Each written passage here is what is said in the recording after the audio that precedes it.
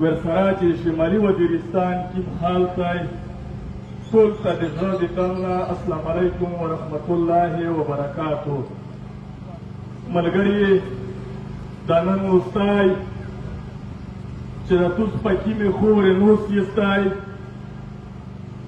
دا د خپلې خوانګې مانګې عزت دی. کله مې چې د کیرنا وتلي امیش خوانگی مانگی ده وزیرستان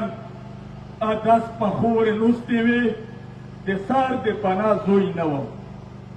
که تو سه ده خپل خوانگی مانگی ایزاد غوڑستای که ده خپل تیر ساره پڑکای پسار غوڑستای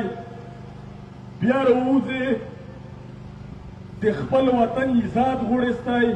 که نوی بدامنی در تا رسیدلی دو تو جوڑی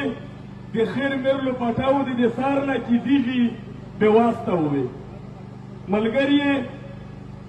امیش خیر یوه خبره وکړله، زه خیر ته صرف یوه خبره کوم چې نن ځوانون شوي دي، خوانګې مانګې نه ساړي جوړ شوي دي ځکه چې میش کرنیلون خوشحولوي، میش جرنیلون خوشحولوي. ابانې 12 لکه بودیدو پرین ډېر خلک د ایسای و کرنیل یا کمیشنر یا ډي آی جي یا بریګیډیر ته ورغلي وي، اخو د یوه کول ټیري وريوي دلته یو کول ډیپټي وي لوړ شي. خو دا د وطن حال کې تو سره په زوی دی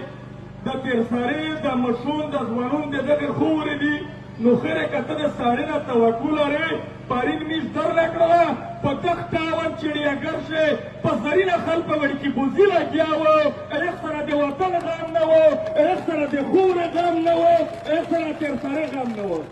نو دا سړي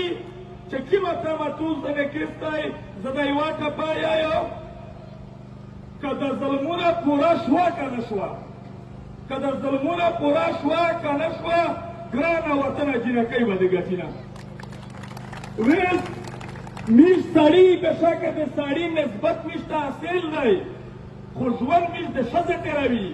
ژوند ښځینه ډېرې غیرتي دي، میش پښتانه په معاشره کې ښځینه ته په کم نظر کتلي دي، په میش نه پیاوړي دي، په میش نه تکړه دي ځکه چې میش غلامون یي. میش په خپل وطن شي په علاقه شي نه میش په خیر نام کړی دی، که کیم سړي په خیر نام کړی وي کیم فوجي مخ شوي لوړي کیم طالب مخ شوي لوړي چې تو ته نقصان رسولی دی، نه پیش په ځوانون نام کړی دی، نن په ورنه نام کړی دی، نن په خوره نام کړی دی. نو میش تو ښځې میش تو سړیتیب یا د سړیتیب الفاظ ورکول دا میش یې تو سره خوان نه کړو. څوک چې په د ګراونډ دي، څوک چې د ګراونډ ته روغلي دي زنده باد. تو سے خپل ایمان تازه کړی دی، خپله پښتې خپل ننګ هم تازه کړی دی. په دغې حال کې چې د کیم دي